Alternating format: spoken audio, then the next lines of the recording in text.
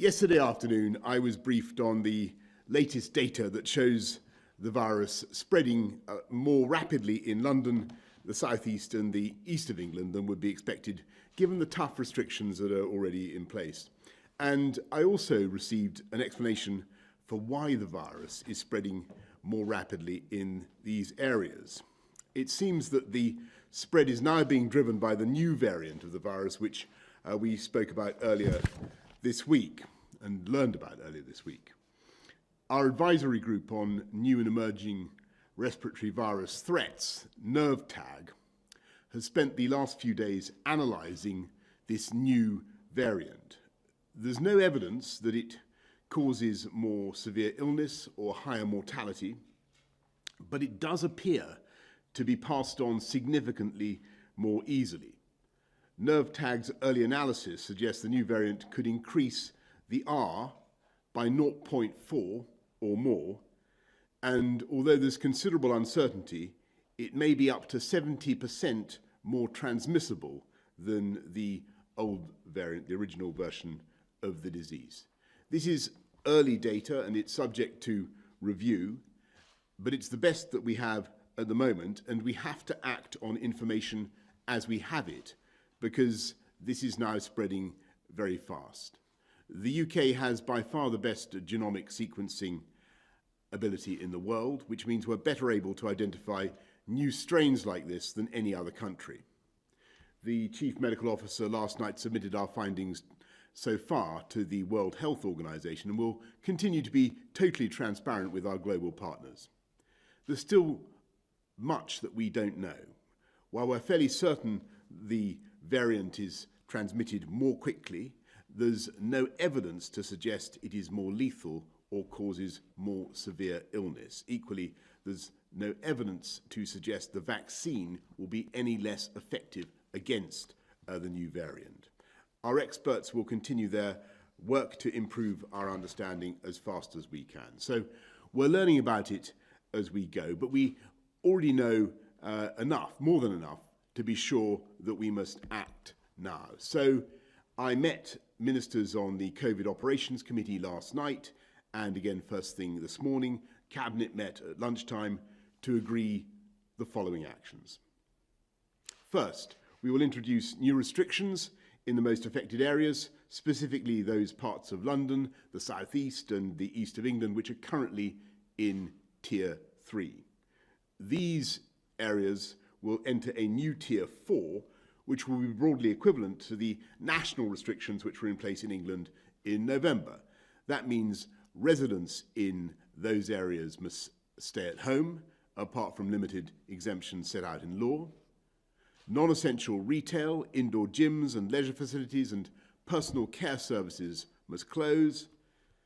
People must work from home if they can, but may travel to work if this is not possible, for example, in the construction and manufacturing sectors.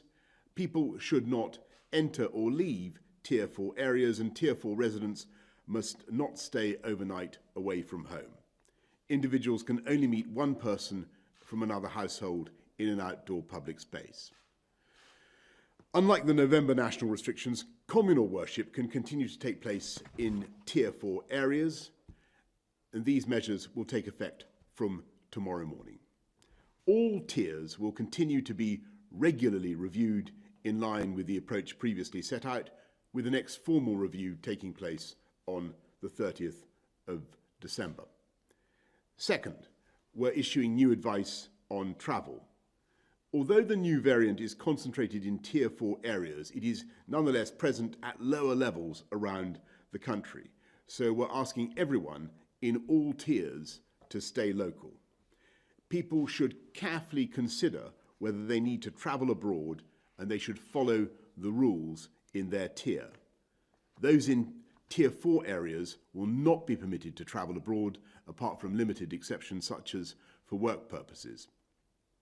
Third, we must, I'm afraid, look again at Christmas. And as Prime Minister, it's my duty to take difficult decisions, to do what is right to protect the people of this country.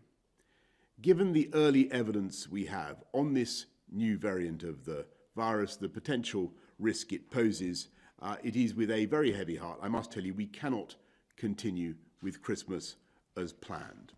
In England, those living in Tier 4 areas should not mix with anyone outside their own household at Christmas, though support bubbles will remain in place for those at particular risk of loneliness or isolation. Across the rest of the country, the Christmas rules allowing up to 3 households to meet will now be limited to Christmas Day only, rather than the 5 days as previously set out. As before, there will be no relaxation on the 31st of January, so people must not break the rules at New Year. They must not break the rules at New Year. It's very, very important to emphasize that. I know how much emotion people invest in this time of year and how important it is, for instance, for grandparents to see their grandchildren, for families to be together. So I know how disappointing this will be. But we have said throughout this pandemic that we must and we will be guided by the science. When the science changes, we must change our response. And when the virus changes its method of attack, we must change our method of defense. And as your Prime Minister, I sincerely believe there is no alternative open to me. Without action, the evidence suggests that infections would soar, hospitals would become overwhelmed, and many thousands more would lose their lives. And I want to stress that we are not alone in this fight or in taking these types of decisions. Many of our European friends and neighbours are being forced to take similar action.